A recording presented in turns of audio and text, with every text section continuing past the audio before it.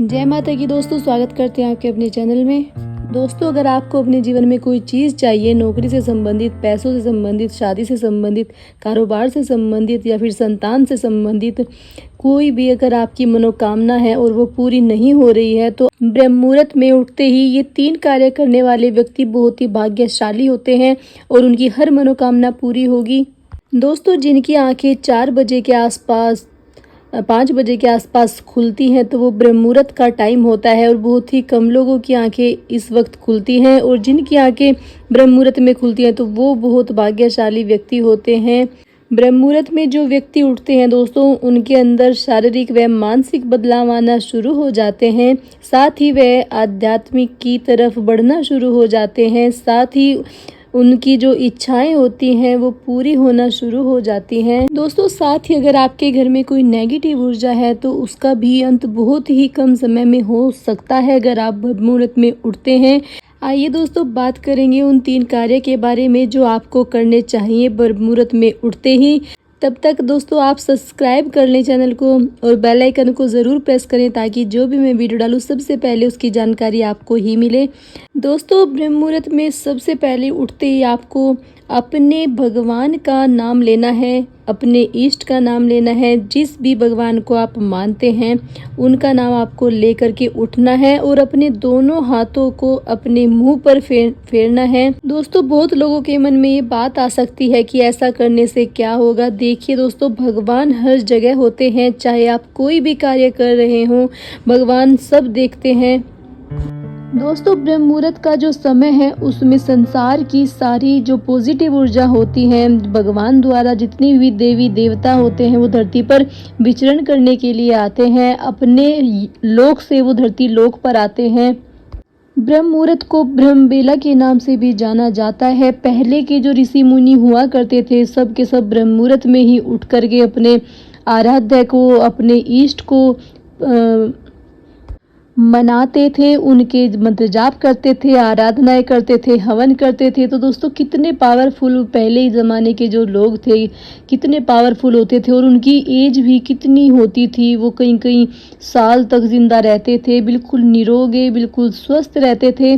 और साथ ही उनके शरीर में इतनी पॉजिटिव एनर्जी रहती थी कि अगर वो किसी के सर पे हाथ रख दें तो उनके भी सारे दुख दर्द खत्म हो जाया करते थे। शरीर में बीमारियां भी नहीं रहती थी, एकदम शारीरिक रूप से बिल्कुल स्वस्थ रहते थे वो लोग। दोस्तों, दूसरा कार्य आपको अपने कुलदेवता, अपनी कुलदेवी मैया को प्रणाम करना है, उनसे क्षमा याचना करनी है कि आप तो कृपा करके मेरे घर के कुलदेवता, मेरे घर की कुलदेवी मैया मुझे माफ़ करें, मेरे परिवार पर अपनी कृपा दृष्टि बनाएं, मेरे घर में जो प्रेत संबंधित या फिर कोई नेगेटिव ऊर्जा है इसको ख़त्म करें, मेरे घर में सुख शांति का वास करें और मेरे शरीर में अपने तत्व जो है प्रदान करें, अपनी देवीय ऊर्जा जो है वो प्रदान करें ताकि मेरे घर में कोई नेगेटिव ऊर्जा ना रहे, सुख शांति का वास हो।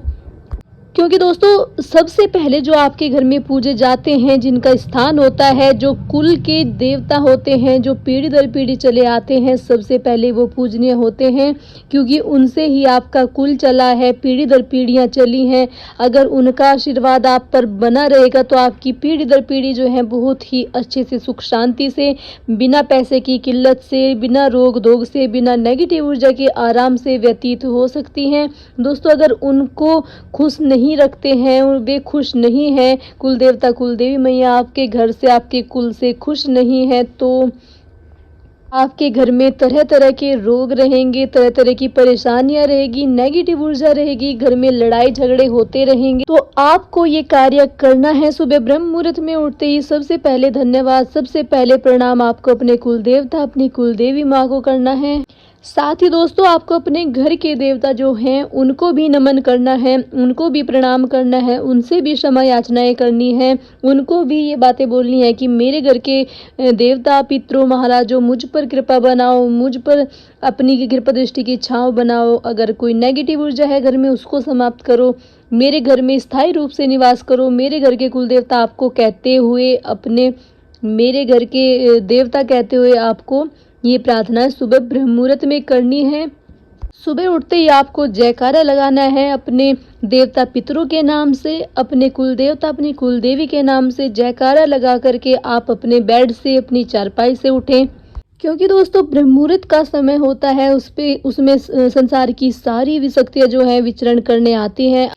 उसमें आपको अपने मन की सारी बातें जो है अपने इष्ट से, अपने घर के देवताओं से, अपने कुल देवता, अपनी कुल देवी मैया से सारी बातें आपको कर देनी है। आपके घर में जो परेशानी है, जो भी आप बात करना चाहते हो, अपने देवताओं से कहें।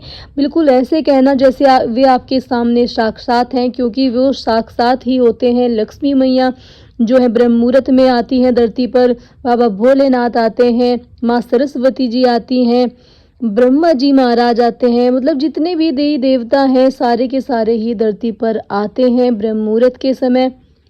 और दोस्तों ये वो टाइम होता है जिसमें हर कोई इंसान सो जाता है, चाहे उसको पूरी रात नींद ना आ रही हो, लेकिन वो ब्रह्म मुहूर्त के समय बिल्कुल जाग नहीं पाएगा। जिस पर देवीय कृपा नहीं है वो बिल्कुल भी नहीं उठ पाएगा, चाहे वो कितनी भी कोशिशें कर लें।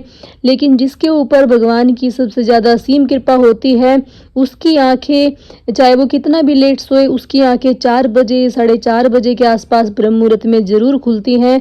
अगर आपकी भी खुलती हैं दोस्तों, तो आपको ये बात ऐसे ही नहीं लेनी है। आप उठ जाए, उठते ही अपने घर में अच्छे से साफ सफाई करके, नहा धो करके अपने पूजा के आसन पर बैठ जाएं, भगवान की मंत्र जाप करें, उनकी आराधनाएं करें, पूजा करें।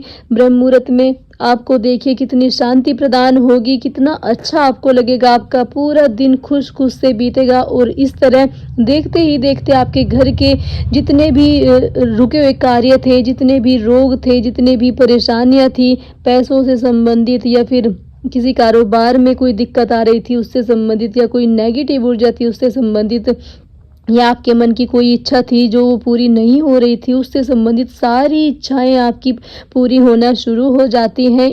दोस्तों इन कार्यों को करके आप देखना, ब्रह्म मुहूर्त में उठ करके अपने इष्ट को, अपने कुल देवताओं को मना करके देखिए, आपके सारे बिगड़े हुए कार्य बनना शुरू हो जाएंगे।